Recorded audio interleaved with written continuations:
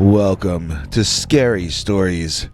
Today we've got an all-new special, 4 brand new stories never heard before any place on the planet. Well, unless you're a $7 member of our PayPal club at peterbernard.com or a $10 member of our Scary Stories channel members. You see, they've been getting to see previews of some of these stories in advance of the show itself coming out right now. If you like this episode, please consider becoming a channel member or PayPal club member at peterbernard.com so that you can get secret extra episodes and advanced previews too. The theme of this particular show is Double Down Dogman. In each of these stories, there are 2 monsters, not 1, so it seems fitting that we should have 2 executive producers as well. Half of the show is dedicated to CS, and the other half to Godzilla Tim, since both of them have been our strongest supporters. These 2 fine individuals keep us going through various kinds of donations. In fact, I think between the 2 of them, they've used every possible way to keep us afloat. You too can find out how to support us at the very end of the show, when Henry Lee Dogman explains all the deets.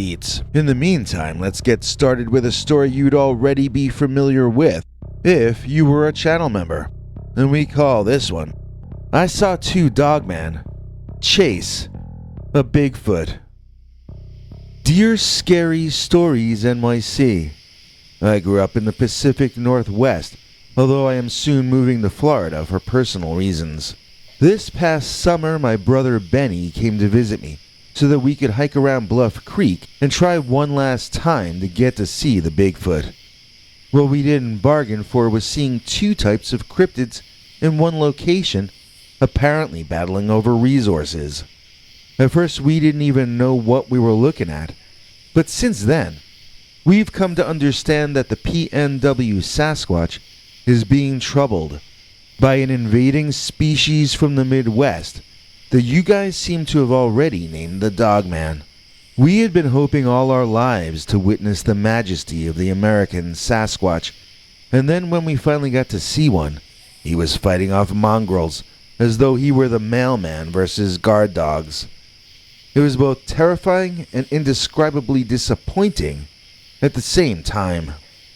There are places over there near Bluff Creek where you can just wander, looking up at incredibly tall trees, basically for the rest of your life. It feels so peaceful, and yet Benny and I knew for a fact that there are creatures far larger than human beings, which have claimed those woods as their own for generations. I've always felt that the Bigfoot people had been kings of the PNW since before caveman times, and that they would likely still be there long after we humans had died off. Our recent experiences threw all that into open question. What if the future of the Sasquatch species is not assured? What if Bigfoot's very existence is being threatened? And what if it's the Dogman that's doing the threatening? If you had asked me if I thought that the Dogman existed in the Pacific Northwest prior to our trip into the wilderness, I would have asked you, what's a Dogman? Not only was I not expecting to find one there in Bluff Creek, but I had never heard of the subject of the Dogman ever before. And the same goes for Benny. We were not familiar with the idea that there might be other cryptids in existence other than the Sasquatch. So we were awakened suddenly one morning in our tent by a terrible noise. We both were sort of torn from our sleep by the sound, waking up midway through and not really understanding what we were hearing. I remember us both sitting up in the tent and staring at each other in confusion.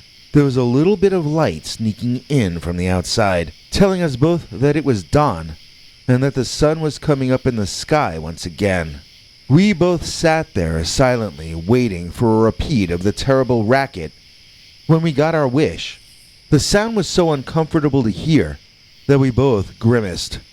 Even after being awake through it this time, we had no real clue as to what we had just been listening to.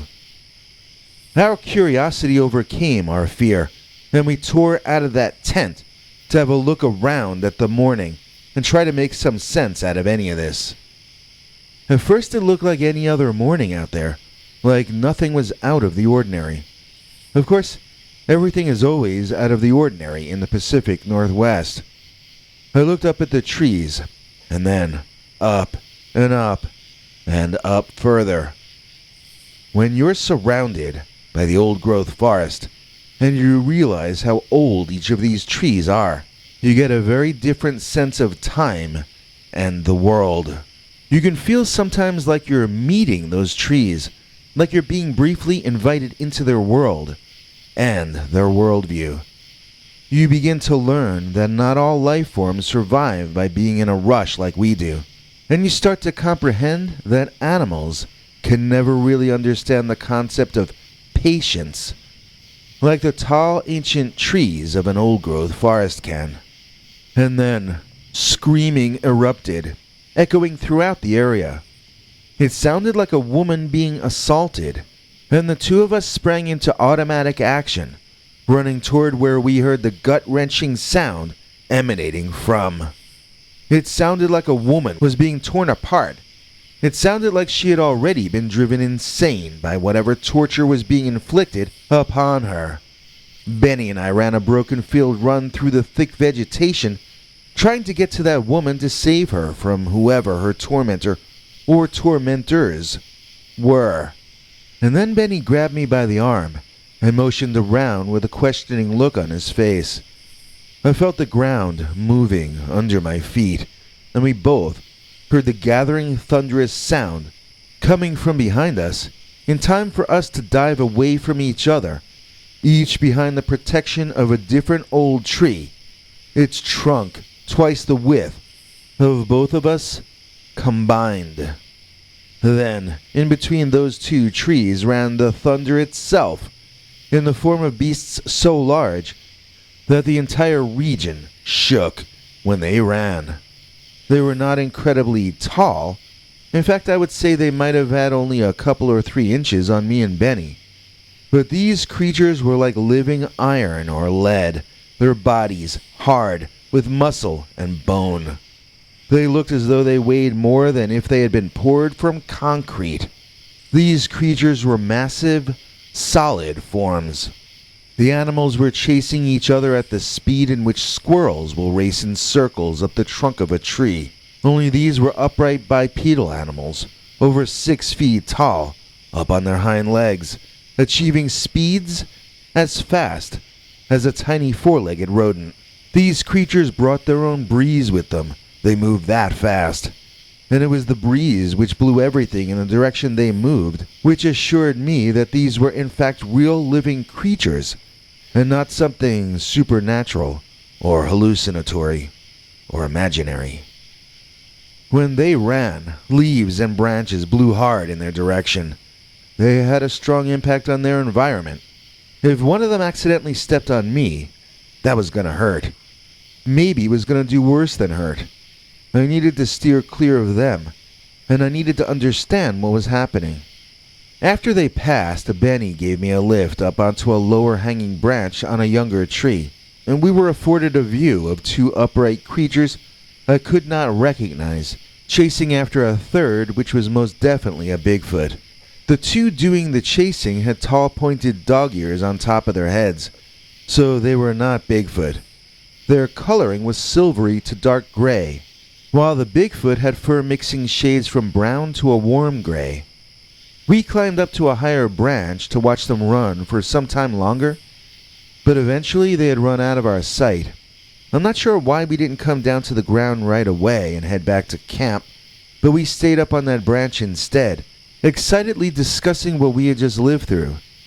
We had definitely seen a Bigfoot, which was the entire point of our trip, so there was a sense of triumph, but also confusion, as we didn't really understand what those 2 other creatures were, and why they had been chasing the Bigfoot in such a savage manner. Well, it wasn't long before we could feel the rumbling up on that branch. When we looked in the direction the creatures had run in, we could see dust rising. Those creatures seemed to be coming back, toward us.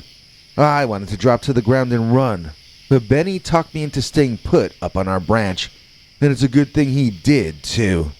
When the monsters came running back, there were a few more in the group than had been there before. It seems that the Bigfoot had not been running in a random direction while he was being chased by the dog-headed men. He was running back toward his family, apparently, since I counted at least 3 Sasquatch each of them well taller than the first one, and the entire family was running after those two dog-headed men. When they ran back toward us, you could see that the dog-heads were running on little tiny dog feet, while the ape-heads ran on these giant Harry and the Henderson feet. As they passed the tree we were hiding in, we witnessed the dogman drop to all fours and race bipedally away, beginning for the first time to put a little distance between them and the Sasquatch family. Even the great trees around us were shaken up by the army of immense beasts that lumbered through, and Benny and I found each other covered in dust and twigs and so forth as we made it back to our camp. All plans for the rest of the trip were cancelled as we packed up and left the area by the middle of the day. We went to stay with our Aunt Mildred, who actually produced some Super 8mm movies of us when we were kids that neither of us ever remembered seeing before. I'd love to end this story by saying we spotted Bigfoot or Dogman in the background of the old family home movies, but nothing like that happened. I have to admit, that would have been a great ending though. So Benny and I have been doing some reading and listening, and we both become aware that some folks say there's a war between the Dogman and the Bigfoot in the forests of the Midwest. Did our trip signal that the war between the species is now coast to coast? I would hate to think that Dogman could be endangered in his own homeland. I suppose the good news was that the Bigfoot seemed to still outnumber the Dogman, at least by the end of the encounter. But for how much longer will it remain so? Can Bigfoot retain mastery over his own domain? Or is the North American continent destined to fall under the control of the upright walking wolf, aka the Dogman? Dogman and Shadowman, or why we call them monsters. Dear Scary Stories NYC, I don't know if you've noticed this, but a lot of people nowadays don't want to call things what they are. It seems the modern trend is to use more words but describe less. George Carlin used to have a routine about how we used to say someone had shell shock and everyone viscerally knew in their gut what that person was suffering through. Now we say they have post-traumatic stress disorder, which just confuses and comforts. Oh, it's a disorder. It's probably treatable with therapy and aspirin. Good thing he's only got that and he's not shell-shocked, huh? And the same is true for people like me who have seen monsters.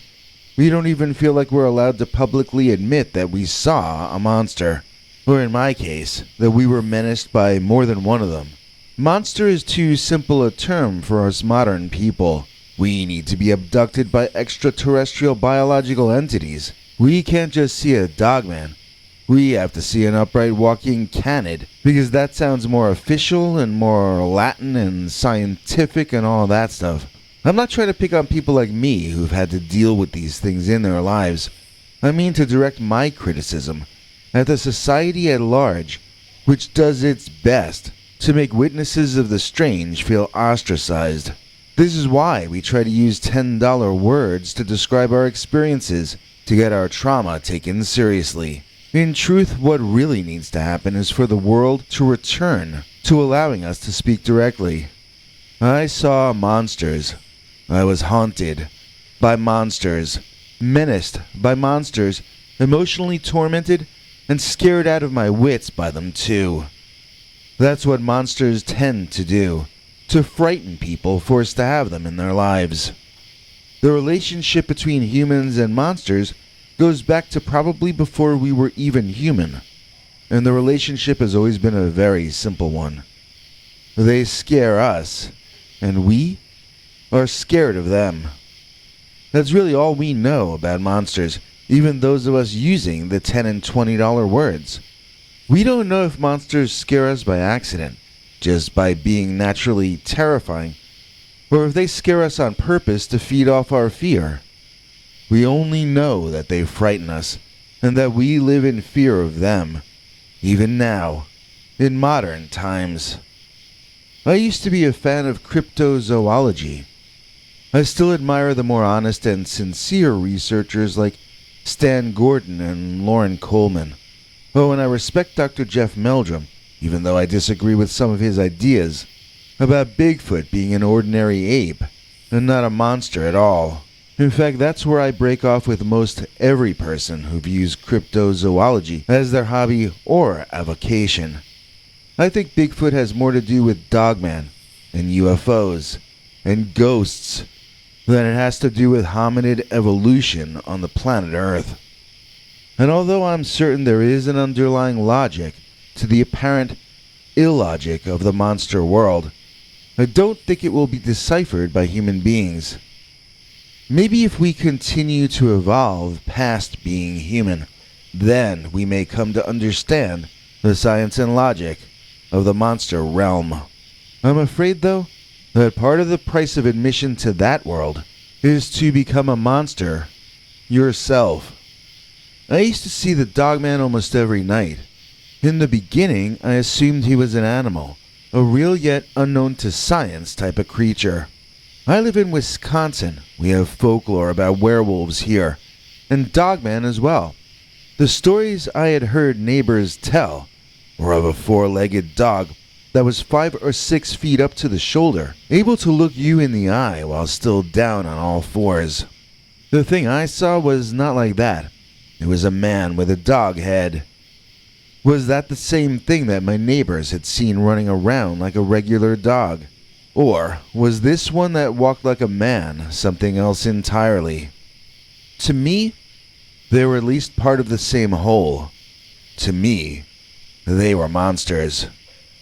At least, over time, I came to accept that what I was seeing was a monster. It wouldn't happen every night, but when it would happen, it would usually occur in the same way and in the same order. I would wake up thinking that someone was in my bedroom talking into my ear, giving me some kind of instructions.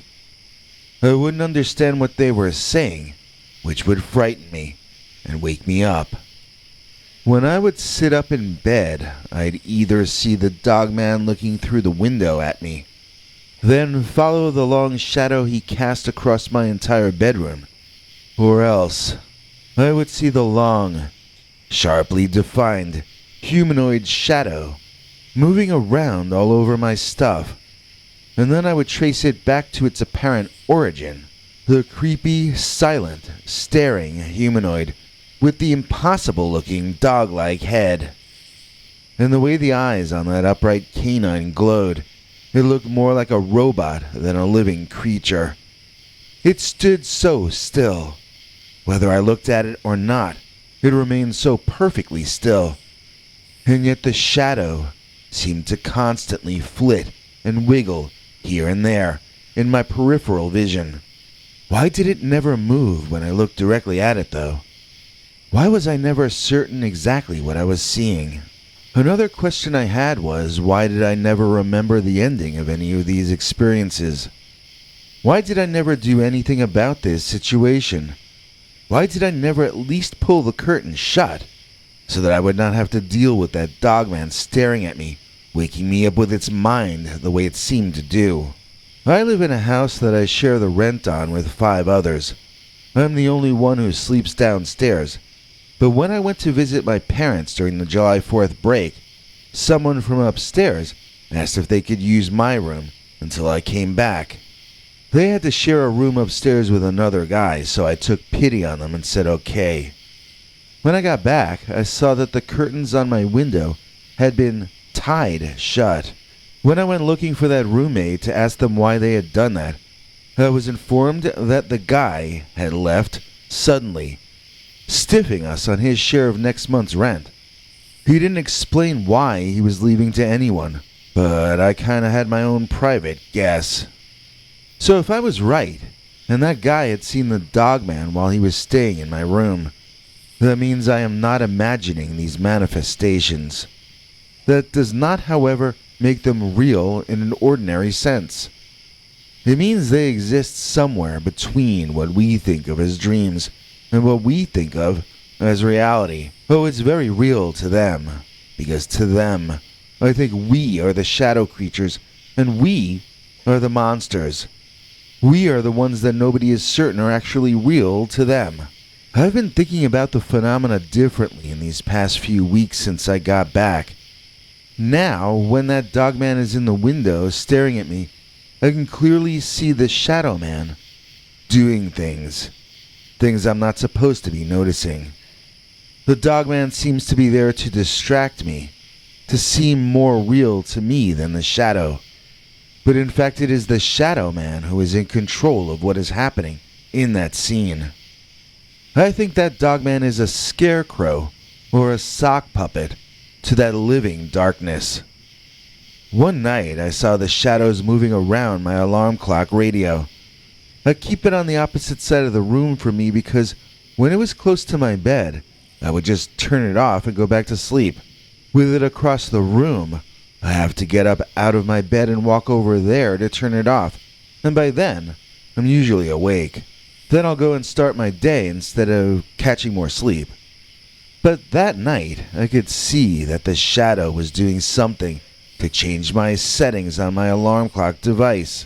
I strained my eyes to see in the darkness what was happening, when there came a tapping on the glass of the window. I turned away from the shadows and I looked at that dogman, standing just outside, tapping lightly on the glass with the ends of his long nails.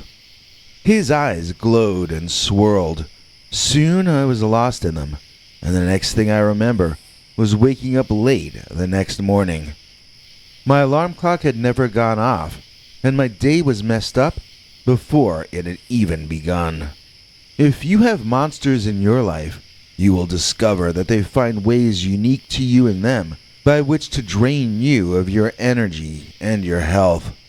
This one keeps me up at night, straining my eyes and my brain, then leaves me to oversleep and to meander aimlessly through my day like a zombie until it's time for the monsters to keep me from sleeping again that night. I feel like a hamster trapped on a wheel. I know I need to do something to correct the course of my life, but I feel too tired to even think clearly about the problem. I feel like they've made my brain fuzzy, and I think that this was done to me on purpose. I can tell you seriously that if you think you are falling into a situation such as the one I'm describing here, what you need to do is to move out before your energy gets drained to the level that mine has been. Get out first, and then figure out where to go second. View removing yourself from that situation as your top priority, because once you start getting tired out and addle-brained as I've become, you may begin to feel more and more trapped in your very bad situation. And that, my good friends, is why we call them monsters. The cave that wasn't there before, aka the Dogman Cave. Dear Scary Stories NYC, my friend I will call Jocko and I used to play in the woods behind our parents' houses since we were kids. We knew that little forest like we knew the backs of our hands. When we went back in there as teenagers a few years later for a sort of a reunion, we discovered a cave that we'd never seen before. Neither of us could believe what we were looking at, as it was something we would have noticed long ago. So there was no explanation for us discovering it so much later. It isn't like a cave can spring up overnight. I'd tell you where this was, but my parents literally still live in the next plot of land over from this one, and neither of them have any sense of humor about this discussion at all. Whenever I brought up any aspect of the story I'm telling you now, they get angry. It doesn't matter if I talk to one of them or the other, or if I try to address both of them at the same time about it. They will always freak out and get all angry and loud. They are of the opinion that I am an adult now, and I have no business talking about monsters in the woods any longer. One time I tried to show my father other credible Dogman accounts from online, and he actually told me that even if I could put a leash on a Dogman and take him for walkies in front of my father's eyes, that still didn't make it a worthy subject for grown people to discuss. To my dad, you need to earn money and pay the bills.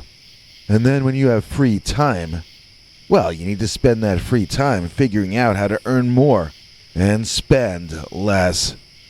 Any time in your life spent on non-essential pursuits, according to my dad, that's a blasphemy that is not to be tolerated. It didn't matter that I had an interest in monsters. It mattered that I was not on the path of a career yet. It mattered that I had no plans to marry or even a serious girlfriend. My dad was and is very old school, but looking back on it, he really was only trying to equip me with survival instincts that he could see I had not picked up from my mother or from the culture. At any rate, I don't want my parents to have to deal with people ringing their bell and asking them to see where the Dogman cave is located behind their house. And also, it just isn't always there, as I've kind of hinted at already.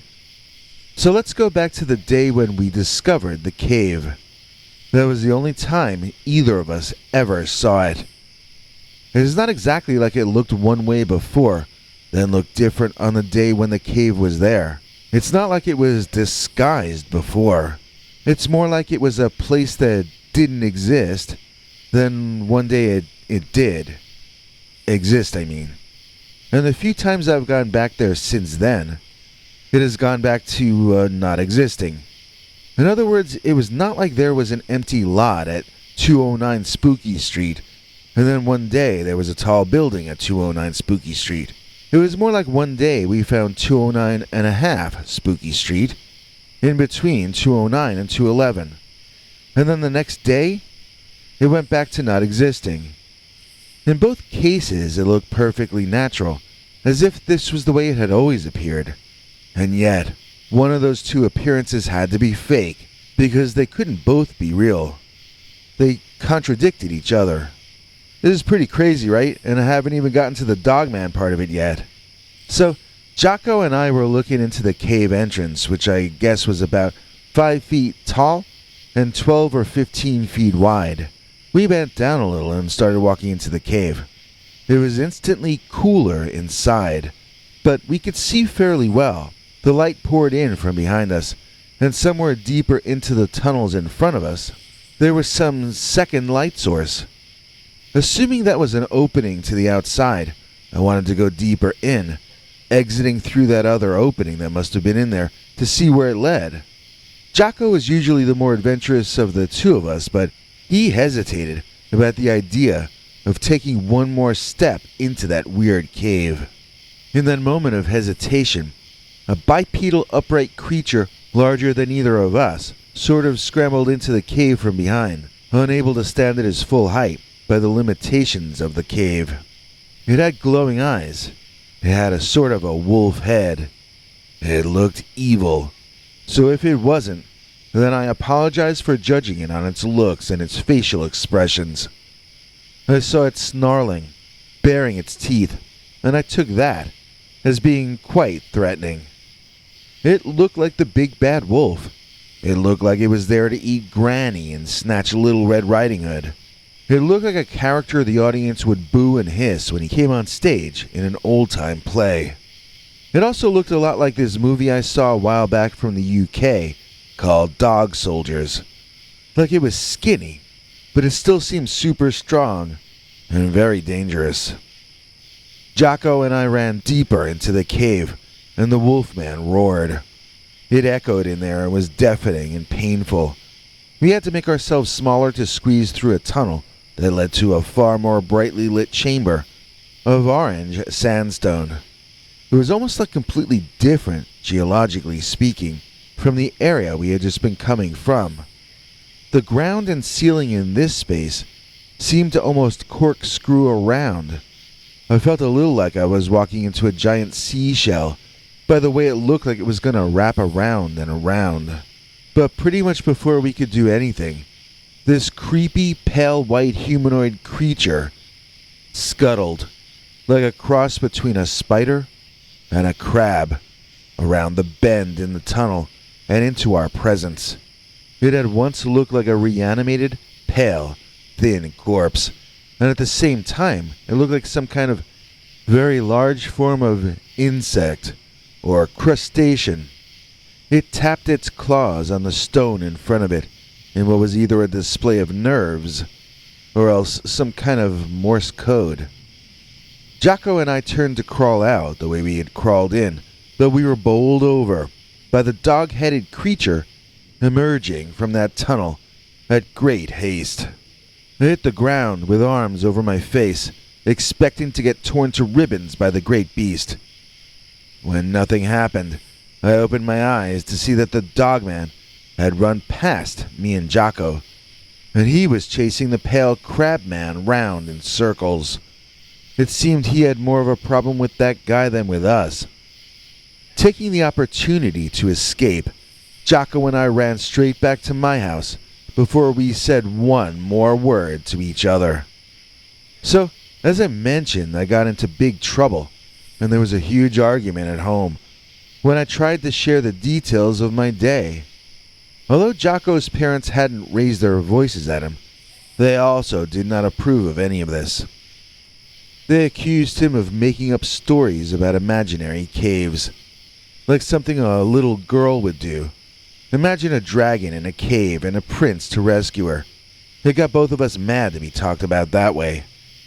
The next day, Jocko and I went back into the woods, determined to locate that cave. Of course, neither of us have ever been able to find it ever again. After a while, Jocko came up with a theory about what happened, and by now we both sort of agree about it. The dogman must be the guardian of that border between realities. The only reason we even saw the cave opening at all was because he had for some reason been forced to abandon his station. By the time he returned to duty, we had already snuck past him. He wanted to get us out of there, but then that rake-like crab monster man appeared, and he viewed that as a bigger priority, to keep that thing in there. That was what gave us the chance to get out. I mean, I like it as a theory because it seems to answer all the questions, including why we can't find the cave anymore.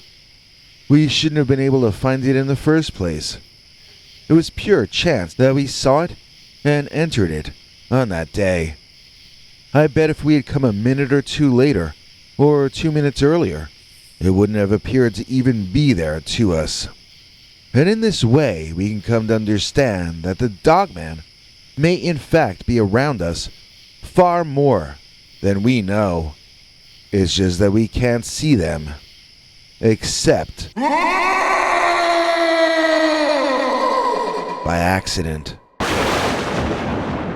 On the internet, it's hard to get to see us, and when folks do, they don't always seem to see us in the way that we would like for them to see us. So thank the stars above for our dear CS. Please join us in thanking our executive producer CS for making this episode possible. CS is one of those rare people who we literally couldn't have gotten this far without. Her donations and her encouragement have both been well and far above the call of duty. We have been continually humbled by her graciousness and kindness. This has already been a rough ride, and it looks to get rougher before it gets better, but at least we're still clinging to our horse and saddle, and there's no way we still would be without CS. If you would like to become admired and appreciated like the great CS, then stay tuned to the very end of this show, when Henry Lee Dogman will fill in the rest of the deets.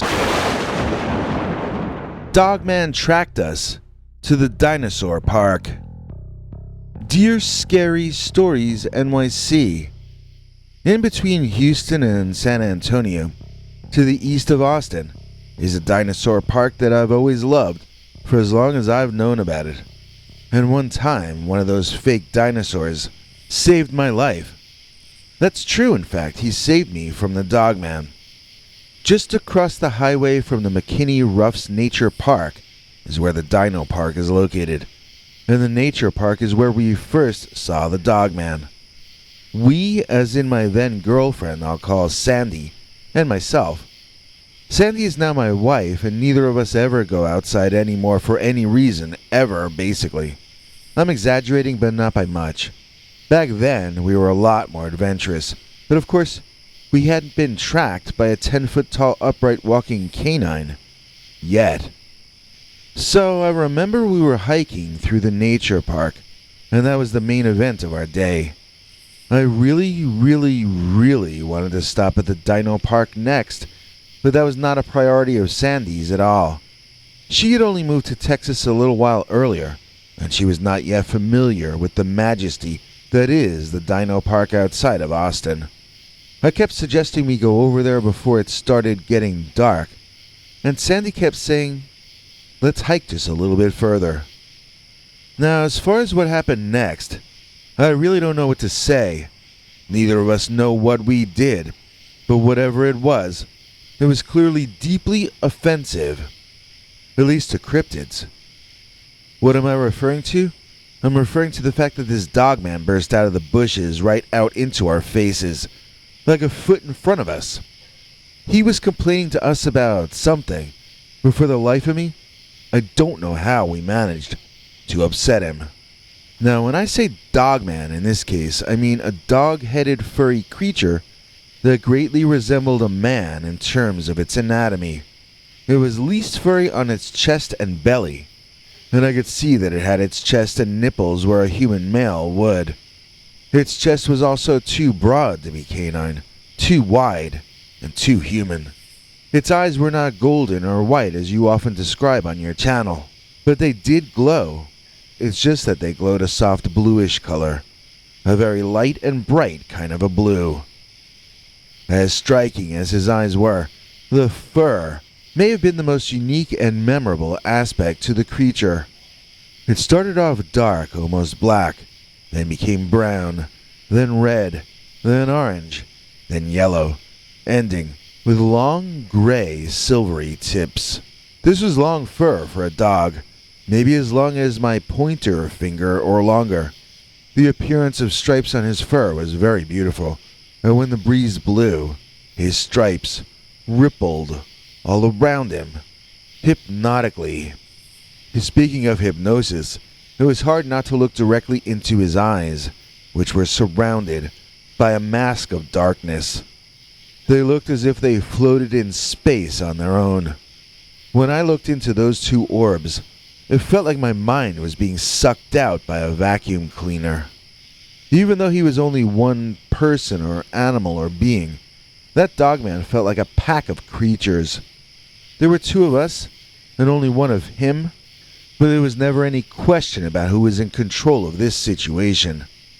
It was like he was the homeowner, and we were the gophers that he caught eating up his backyard garden. The creature was taller than us, and yet still appeared to be squat in appearance somehow. Maybe it was his posture, I don't know, but he felt even wider than he felt tall.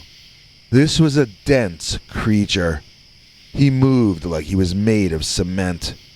I mean, when his foot came down, little clouds of dust shot up all around that foot, and the ground shook. I bet he could walk on the moon without weighted boots.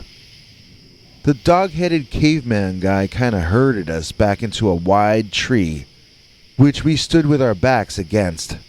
This guy reminded me of the men in dinosaur costumes that they have at some dino parks.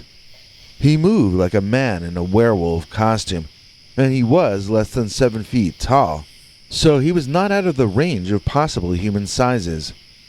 He'd have been better off in the NFL than dressing as a monster in the woods, but it could technically have been a guy in an incredibly realistic-looking costume. The legs and feet sure looked canine, though.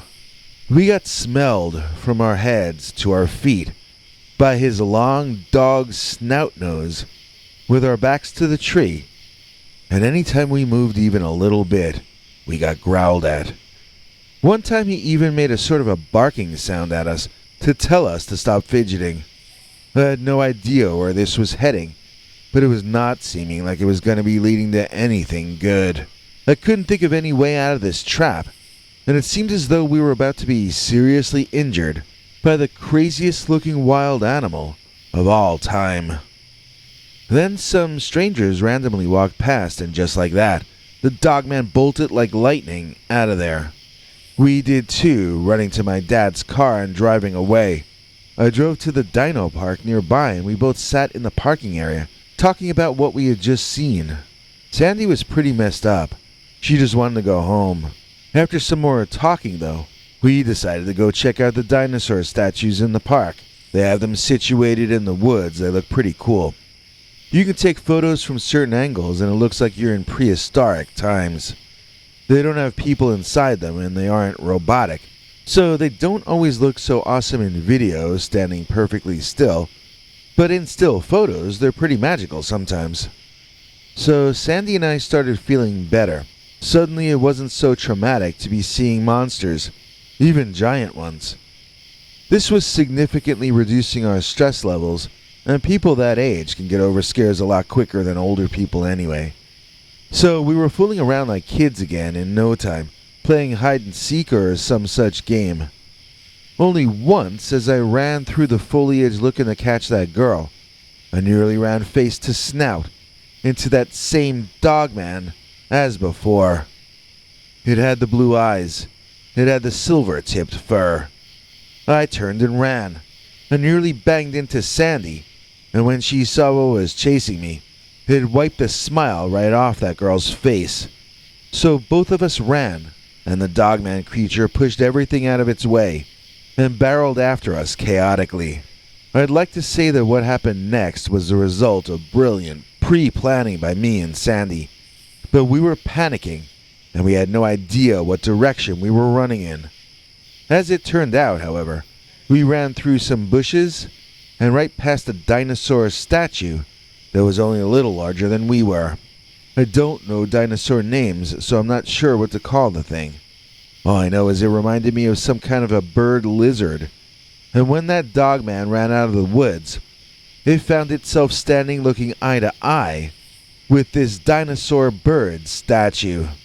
Thinking it was a real animal, the dogman adopted various threatening postures, clearly attempting to intimidate the man-made statue, and confused when it continued to bravely stand there, unmoving.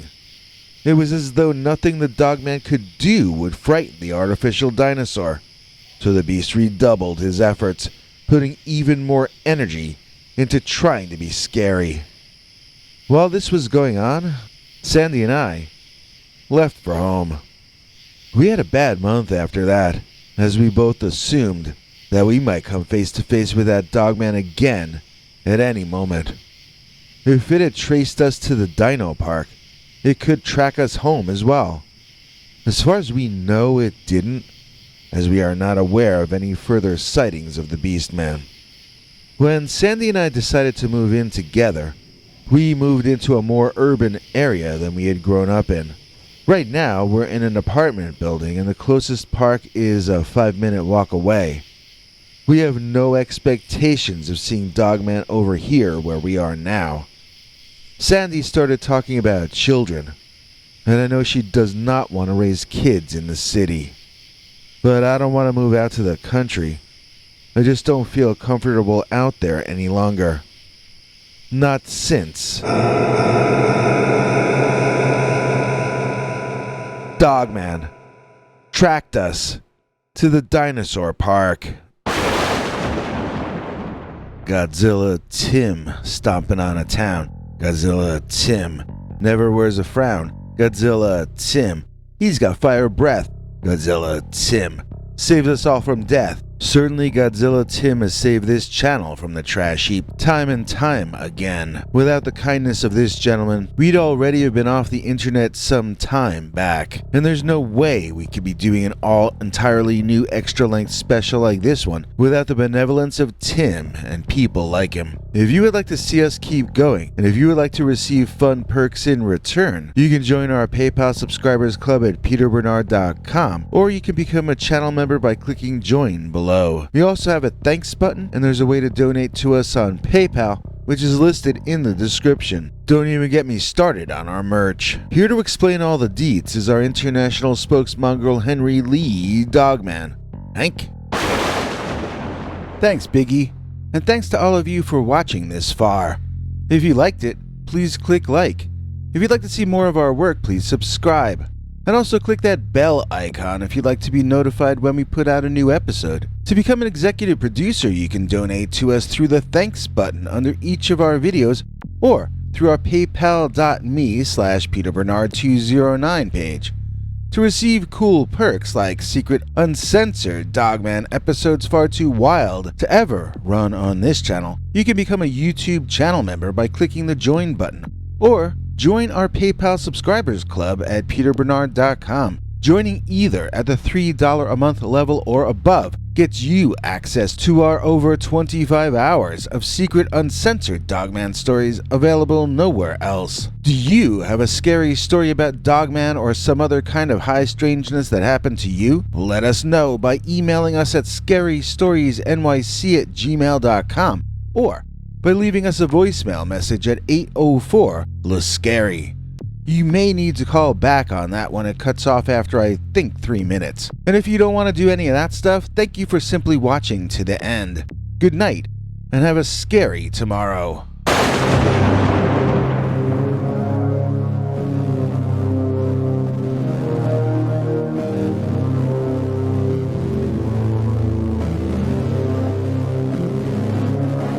Come back for more scary stories.